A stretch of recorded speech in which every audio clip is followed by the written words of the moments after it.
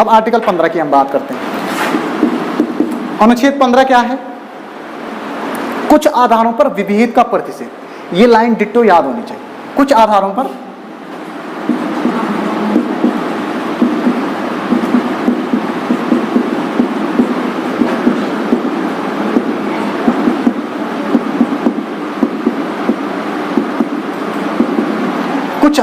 विभेद का प्रतिषेध।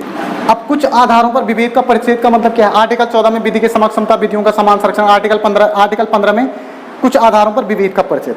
तो कुछ आधारों पर विभेद का प्रतिषेध का मतलब क्या है? कुछ आधार मतलब कुछ आधार, विभेद का मतलब भेदभाव, विभेद का मतलब भेदभाव, प्रतिषेध मतलब रोकना। यानी आर्टिकल कुछ आधारों पर भेदभाव जो होता है उस भेदभाव को रोकने के लिए रोकथाम है।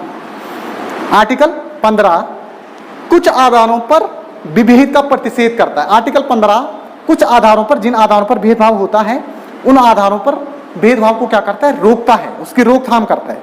आर्टिकल 15 में कुछ आधारों पर विभेद के प्रतिषेध की बात करता है, यानी राज्य कुछ आधारों पर भेदभाव को रोकता है। कैसे रोकता है? आर्टिकल 15 कहता है कि राज्य किसी भी नागरिक के मध्य, राज्य क्या बोल रहे हैं? राज्य किसी भी नागरिक के मध्य धर्म, मूल वंश, लिंग, जाति, जन्म स्थान के आधार पर, धर्म, मूल वंश, लिंग, जाति और जन्म स्थान के आधार पर क्या नहीं करेगा? भेदभाव नहीं करेगा। यानी आर्टिकल 15 क्या कहता है? कुछ आधारों पर विभेद का प्रतिषेध करता है, यानी कुछ आधारों पर जो भेदभाव होता है उसको रोकने की बात करता है। कैसे रोकता है? आर्टिकल 15 कहता है कि राज्य किसी भी नागरिक के मध्य, अब यहाँ पे नागरिक की बात आ रही है, यहाँ पे विदेशियों को भी ये आर्टिकल 15 का जो अधिकार है वो विदेशियों को भी है।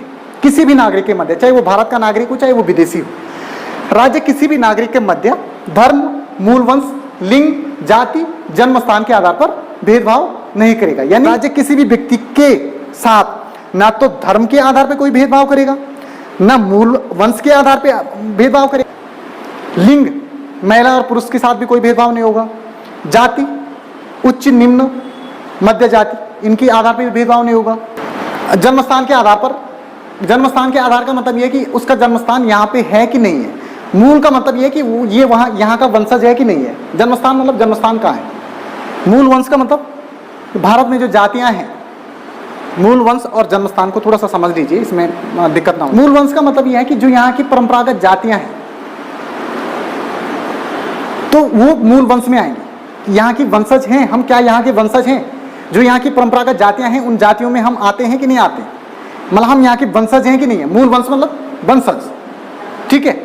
और जन्मस्थान का मतलब भारत में पैदा हुआ है या विदेश में पैदा हुआ है, इसके आधार पर भी भेदभाव नहीं होगा। तो आर्टिकल 15 क्या कहता है?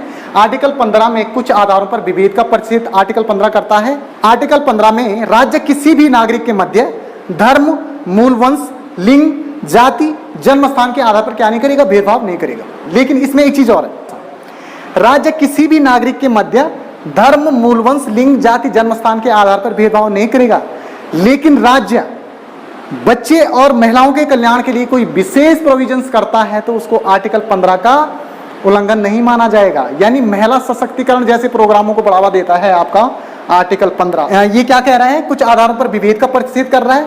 राज्य किसी भी नागरिक के मध्य धर्म, मूल वंश, लिंग, जाति, जन्मस्थान के आधार पर भेदभाव नहीं करेगा, लेकिन राज्य यदि महिलाओं और बच्चों के कल्याण के लिए कोई विशेष प्रोविजंस करता है, कोई विशेष कानून बनाता है, तो वो कानून जो बच्चों और महिलाओं के कल्याण के लिए राज्य बनाएगा वो आर्टिकल 15 का उल्लंघन नहीं माना जाएगा।